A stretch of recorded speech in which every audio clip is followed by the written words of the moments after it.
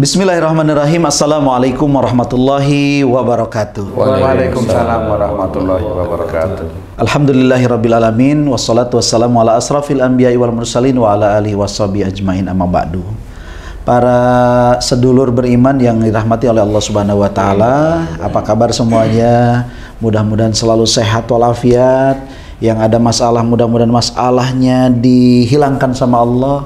Yang lagi susah, mudah-mudahan kesusahannya dihilangkan sama Allah. Yang lagi sakit, mudah-mudahan disehatkan oleh Allah. Amin. Amin. Yang belum bahagia, mudah-mudahan dibahagiakan sama Allah. Alhamdulillah, pada kesempatan kali ini kita bisa ketemu kembali ya bersama-sama ya dalam rangka mengupas, memperdalam keimanan kita kepada Allah Subhanahu wa taala.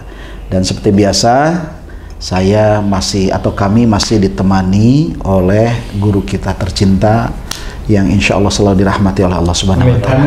Ustaz Danu. Assalamualaikum Ustaz. Waalaikumsalam warahmatullahi wabarakatuh. Apa kabar Ustaz? Alhamdulillah baik. Kemudian di sebelah kanan saya ada Bang Zai. Apa kabar Bang Zai? Alhamdulillah. Sehat ya. Sebelah sana, sebelah paling kanan ini ada Pak Tung yang tidak asing lagi ya, yang punya channelnya luar biasa. Tung Family Channel. Tung Family Channel. Apa kabar Pak Tung? Alhamdulillah baik Ustaz. Sehat ya, alhamdulillah. Baik, saya akan coba memunculkan dulu pertanyaannya Ustaz. Alhamdulillah Ustaz, yang pertama saya sudah ketemu Ustaz itu kan tahun 2019. Ya. Awal pertama kali berjumpa di MNC TV, ya saya pikir ini pengajian biasa aja gitu kan. Tapi ternyata setelah beberapa kali pertemuan dan pembahasan masalah doa Ustaz, sempat waktu itu Ustaz membahas masalah kalimat atau ayat Allah yang berbunyi ud'uni astajib lakum. Ya, ud'uni astajib lakum. Berdoalah kepadaku, niscaya aku kabulkan, kata Allah. Nah, pada saat itu Ustaz, kalau seandainya kita selalu berpatokan dengan kalimat itu bahwa itu saja, maka pasti ini orang Islam sudah pada kaya semua. Tapi pada kenyataannya enggak. Mikir Ustaz.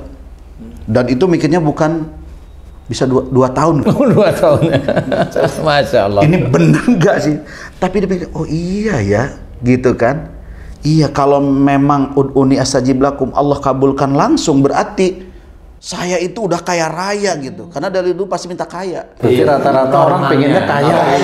Normalnya manusia. Tapi kok ya begitu aja gitu. Berarti kan ada yang salah. Saya. Nah, kemudian ada kalimat lagi dari Al-Quran yang selalu Ustadz sampaikan bahwa doa yang dikabul itu apabila beriman dan beramal soleh, kan begitu.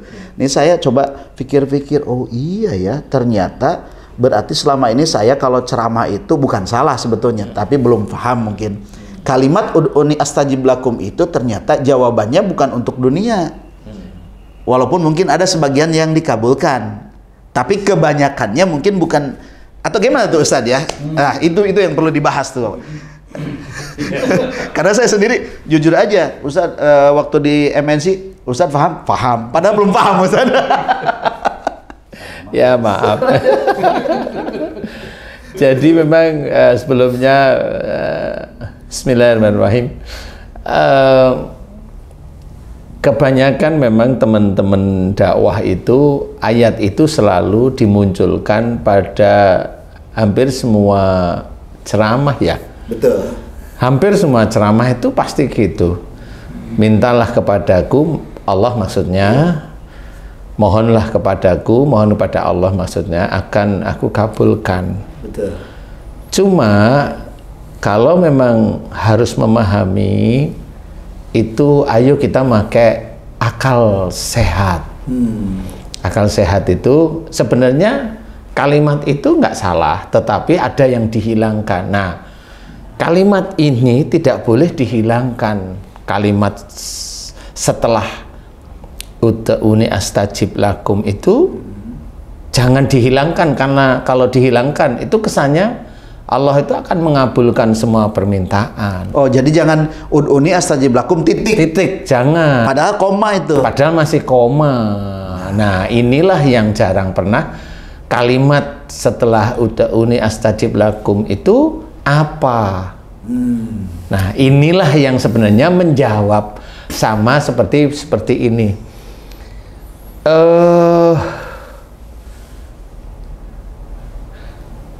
Belanja dengan uang 1 juta akan mendapat gratis belanja lagi voucher 500.000, tapi dengan syarat yang harus dipenuhi, kan gitu nih. 1 juta itu Dari 1 juta belanja, dia bisa dapat 500.000 belanja lagi gratis, tapi dengan syarat yang dipenuhi. Nah, syaratnya inilah yang jarang diceritakan di dalam ayat yang sebenarnya sangat lazim dibacakan oleh teman-teman dakwah. populer, Ustaz. Populer lah ya, betul. Jadi sebenarnya yang harus kita ketahui kan gitu. Salah satu firman Allah Ta'ala tadi, ud'uni astajib lakum. Kalimat belakangnya iyalah. Nah, ini loh. Ini penting. Innal ladzina yastakbiruna an ibadah sayadkhuluna jahannama dakhirin. Nah, ini syarat yang berlaku dari kalau kamu mau dikabulkan oleh Allah Ta'ala doamu.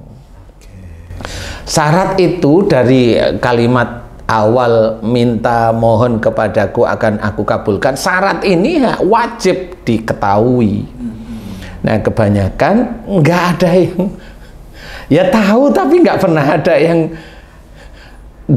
ada yang diucapkan berbarengan, sehingga orang Muslim kebanyakan di dunia ini kalau dia mohon atau berdoa pasti dikabulkan.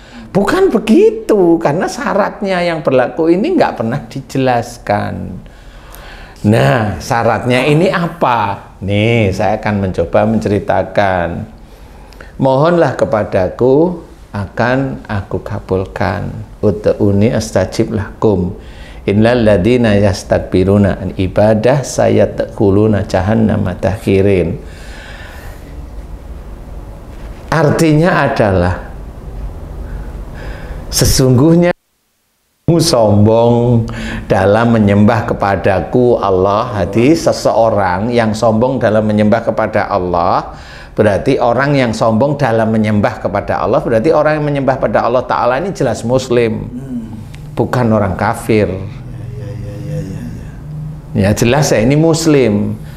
Sesungguhnya jika engkau sombong dalam menyembah kepada Allah, kepadaku, pada Allah, maka akan kami masukkan ke dalam neraka dalam keadaan hina. Itu catatannya itu. Jadi kalau seorang Muslim, ini belum menyentuh ke doa dulu ya. Kalau seorang Muslim, dia itu sombong di dalam ibadahnya.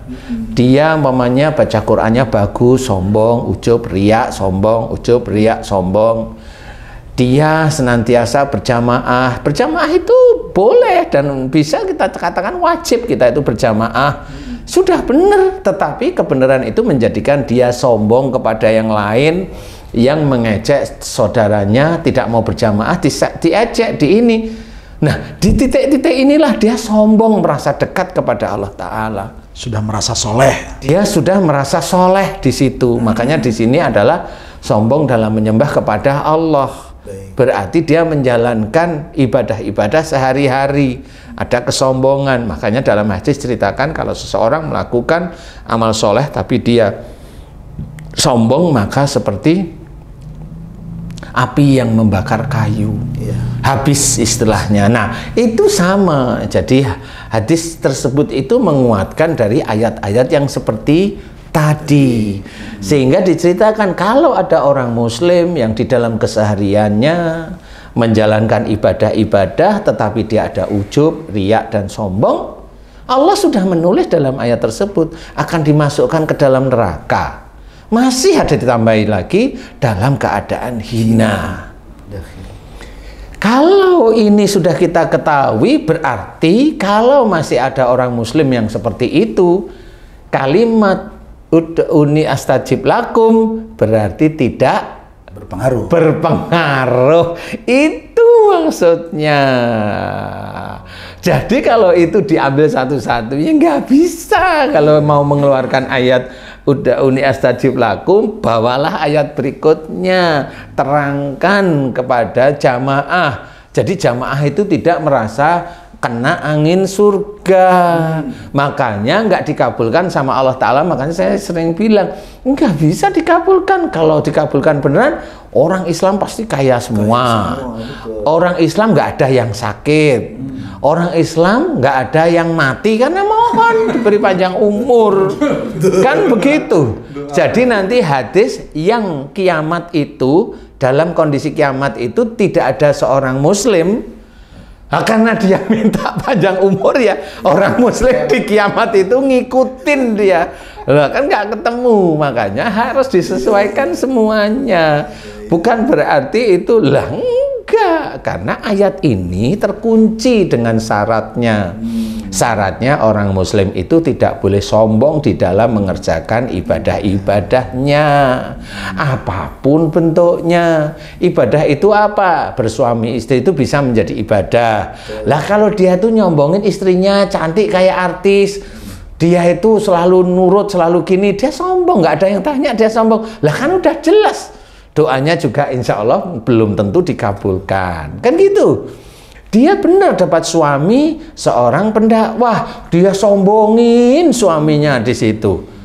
Lah kan akhirnya sama. Padahal dari titik itulah sebenarnya nanti di akhirat pasti dia akan masuk neraka. Nah, sudah. Hina lagi. Nah, inilah yang harus kita ketahui. Seorang muslim itu cerdaslah di titik-titik ini gitu loh. Jadi jangan berpikir kalau mamanya mau dikabulkan baca ini nanti dulu, ini yang ayat Quran aja sudah dijelaskan. Berarti kita harus hati-hati. Kalau mamanya kita itu mau memohon kepada Allah Ta'ala, kenapa yang saya sering ceritakan itu adalah ayat yang lain, wa yastajibul ladzina amanu wa amilus sholihat.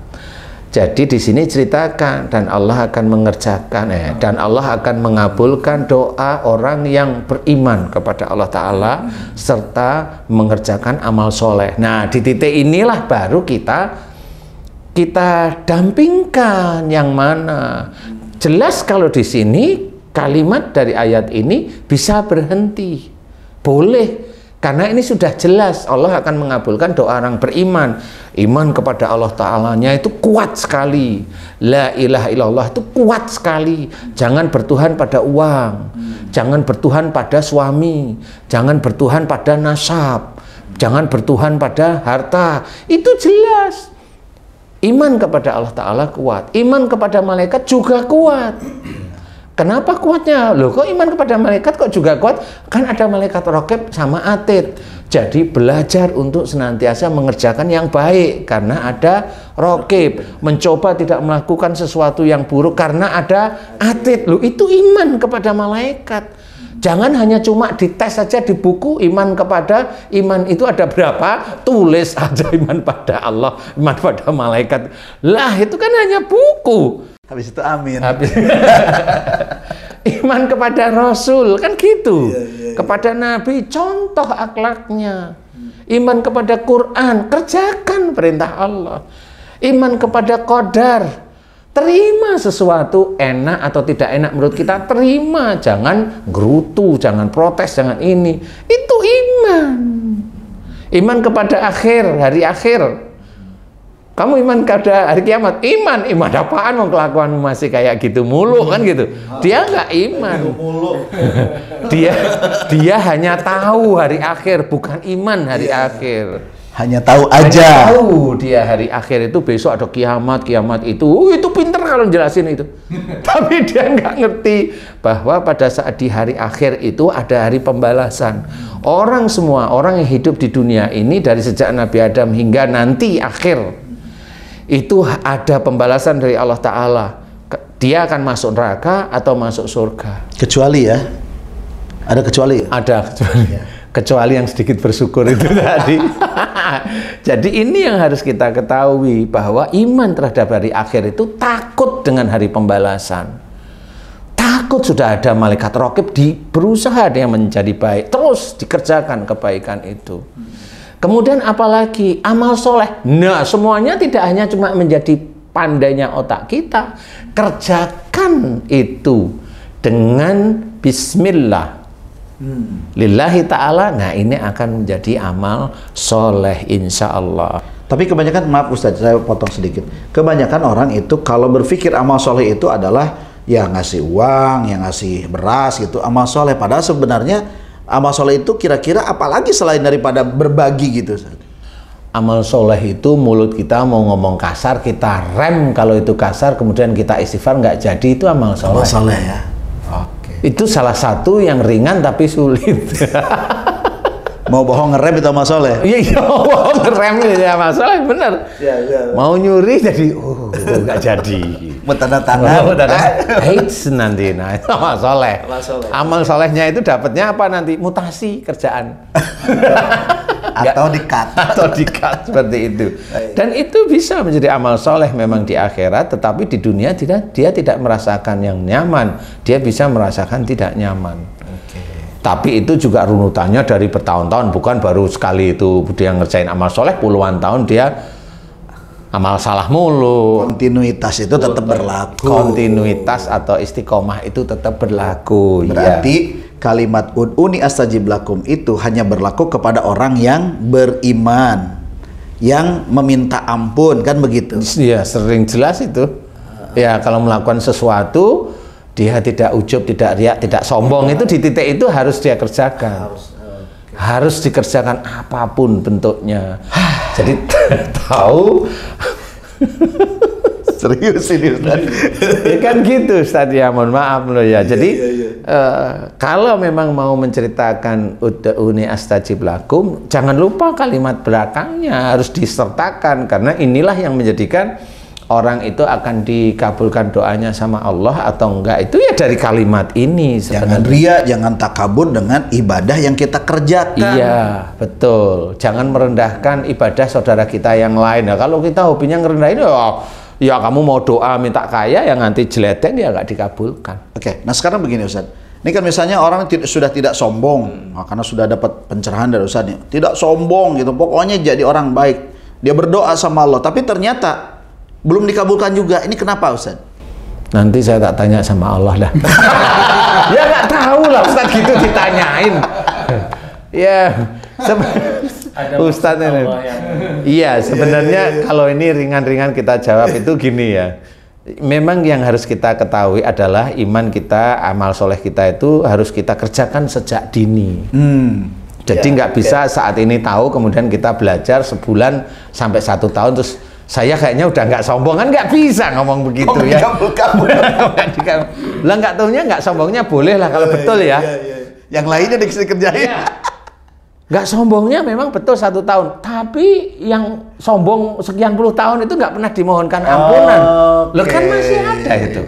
Harusnya dia selesaikan dengan mohon ampun kepada Allah Ta'ala, tobat kepada Allah Ta'ala, terus mohon ampun. Sama seperti gini Ustaz, dosa dan ampunan Allah itu sebenarnya hampir mirip. Jadi kalau Ustadz dari rumah menuju klinik ini, itu kira-kira berapa jam? Kira-kira aja. 1 jam lah. 1 jam lah ya. Nah, Ustadz untuk kembali ke rumah kan kira-kira ya sekitar 1 jam juga.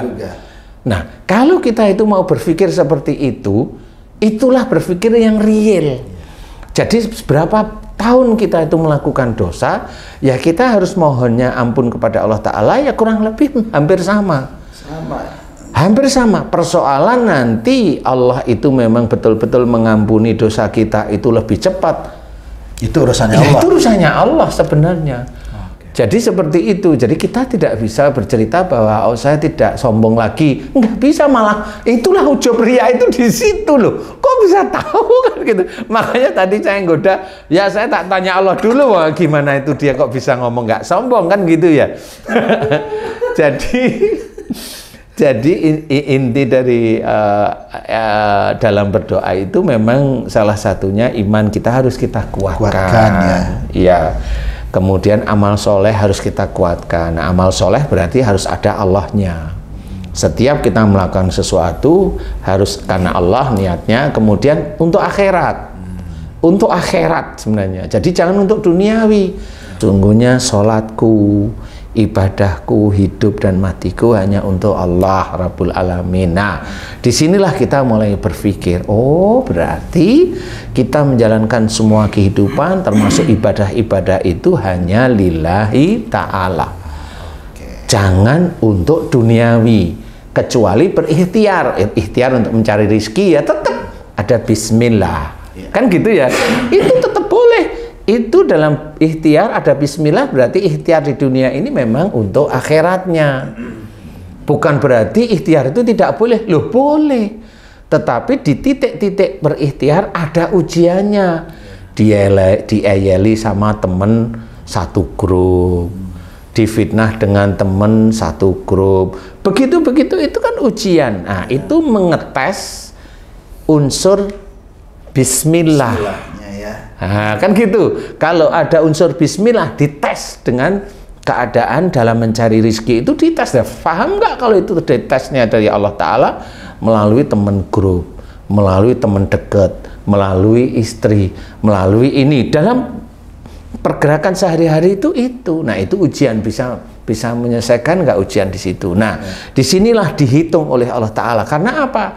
Ada rokib. Jadi kita menyelesaikan masalah itu harus dengan syariat agama kita yang sudah kita punyai. Kan seperti itu.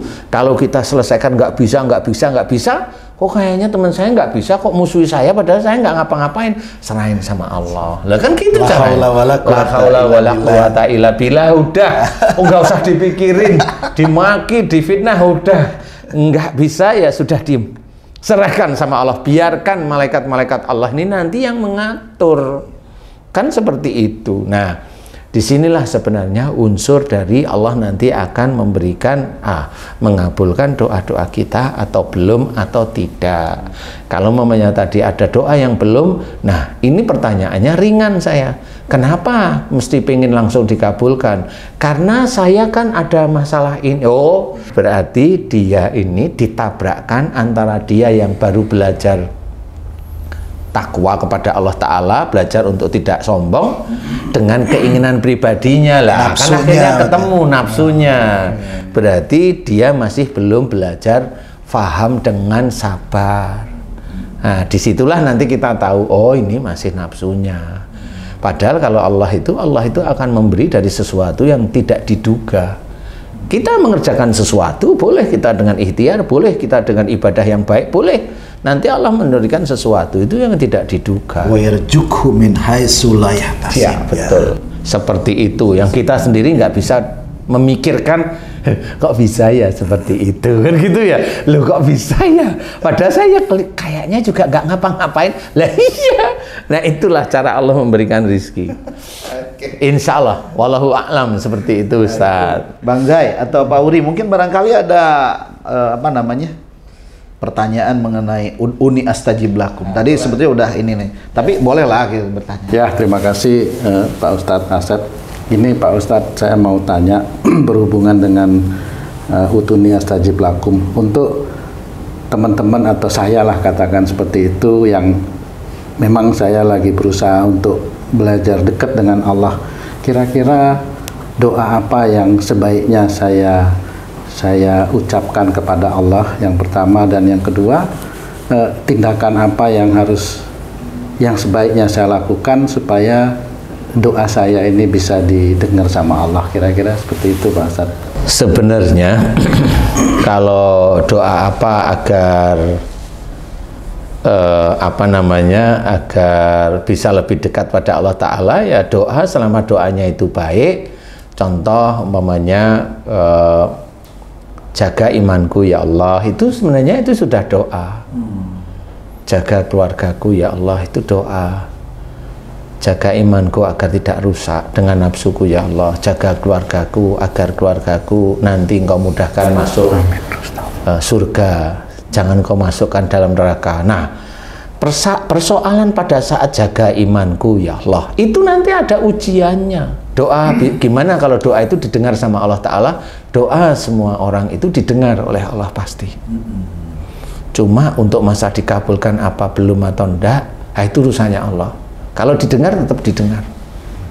Dan ujian itu selalu akan diberikan. Selalu akan diberikan. Itu kamu minta tidak minta akan diberikan. Kamu bersumpah tidak bersumpah akan diberikan. Ya. Karena sebenarnya Allah itu sayang kepada manusia. Kalau saya jawab sama manusia, dengan Allah itu memberikan ujian. Tapi dari Allah loh ya ujian, bukan dari musibah, dari perilaku dia loh. Ya, jadi kalau ujiannya itu bentukannya itu musibah, lah itu dari orangnya sendiri. Jadi istilahnya, ya kalau namanya nikmat itu datangnya dari Allah. Nah, kalau musibah ya datangnya dari perilakumu sendiri. Itu sudah jelas. Sudah jelas itu.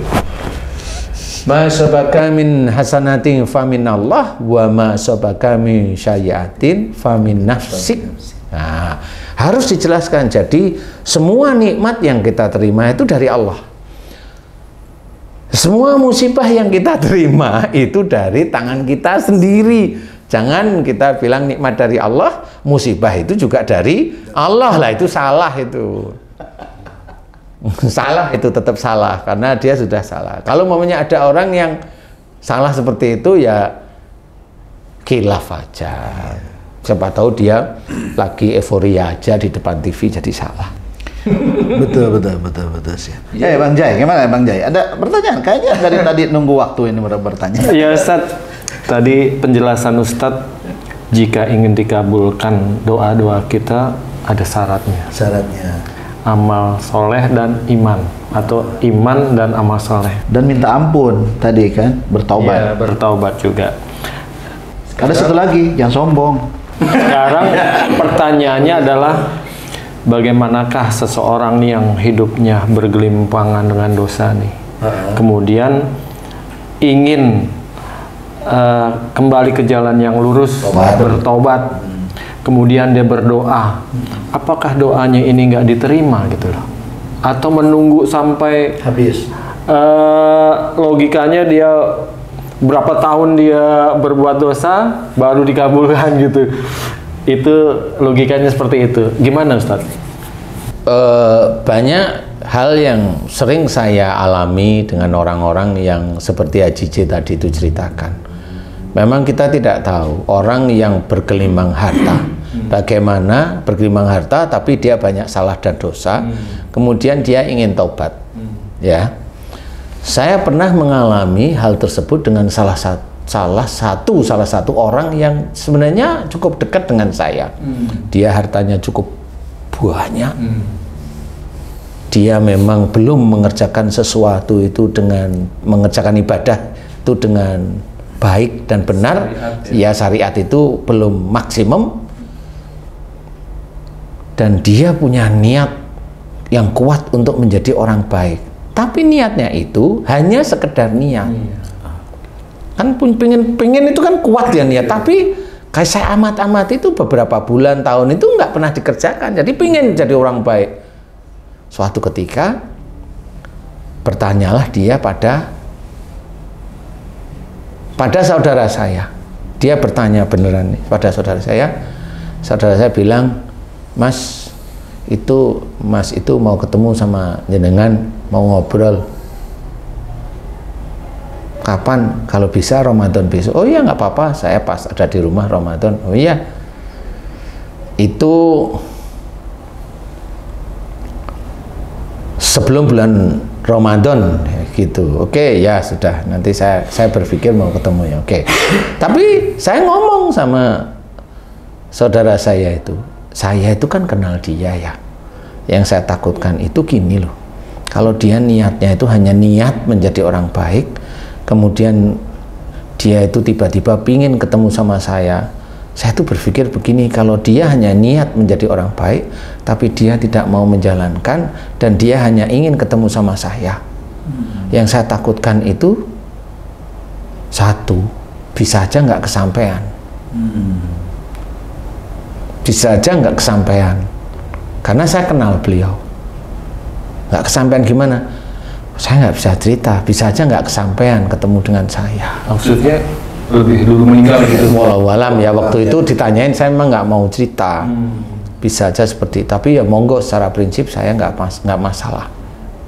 Orang cukup orang terkenal lah istilahnya. Nah, yang betul setelah puasa udah perjalanan puasa itu, saya tidak tahu, tapi tahunya setelah Ramadan.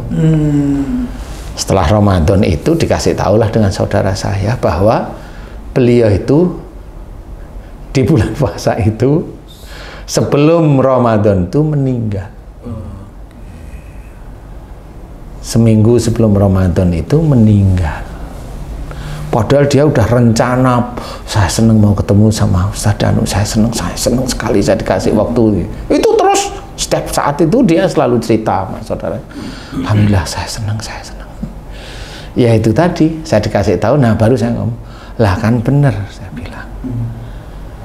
Harusnya beliau mempersiapkan aja, karena nanti pasti banyak nasihat yang saya berikan kepada beliau, tapi kayaknya beliau hanya kepingin ketemu. Jadi secara ini barangkali beliau nggak siap kalau nanti saya berikan nasihat. Seperti itu. Nah disitulah yang bisa jawab bahwa doa yang pengen ketemu dengan saya bisa aja tidak disampaikan, tidak kesampaian karena takdir Allah yang lain. Seperti itu. Jadi kalau mamanya ada orang yang tadi Haji ceritakan seperti itu, ya bisa aja doanya bisa dikabulkan. Atau Allah itu punya gambaran, orang itu bergelimang harta tapi dia tidak mengerjakan syariat Islam, orang itu menjadi ujian bagi orang-orang yang beriman, yang dia itu mencoba dekat dengan Allah tapi hartanya itu pas-pasan atau kurang. Pada saat dia diuji dengan orang yang seperti itu, mulutnya bagaimana? Sering jelek-jelekin enggak, harta banyak tapi enggak mau sholat lah, inilah, akhirnya kan jadi gibah. Itu yang menguji bagi orang-orang yang beriman yang lain. Jadi jangan kita itu menilai seseorang itu dari hartanya, dia nggak sholat, kemudian kita itu melepaskan kalimat-kalimat yang buruk. Tidak boleh, karena itu juga menguji kita sebenarnya. Jadi jangan merasa kita itu kalau sudah Islam, sudah sholat, sudah baca Quran, sudah berjamaah, udah yang paling masuk surga sendiri. Lah ya jangan seperti itu. Kan ya gitu. Jadi nggak boleh kita itu melihat orang senantiasa selalu baik harusnya.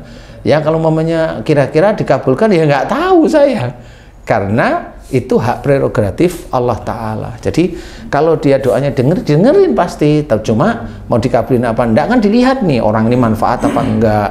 Pada saat dia itu memang dia ibadahnya belum, tapi dia itu bersedekah kepada orang banyak, walaupun sedekahnya itu niatnya dia untuk kaya, biarin aja, itu kan urusan dia dengan Allah Ta'ala. Sedekah untuk kaya nggak akan dinilai oleh Allah Ta'ala. Tetapi sedekahnya kalau dia ke yatim piatu kan tetap bermanfaat secara duniawi kalau saya.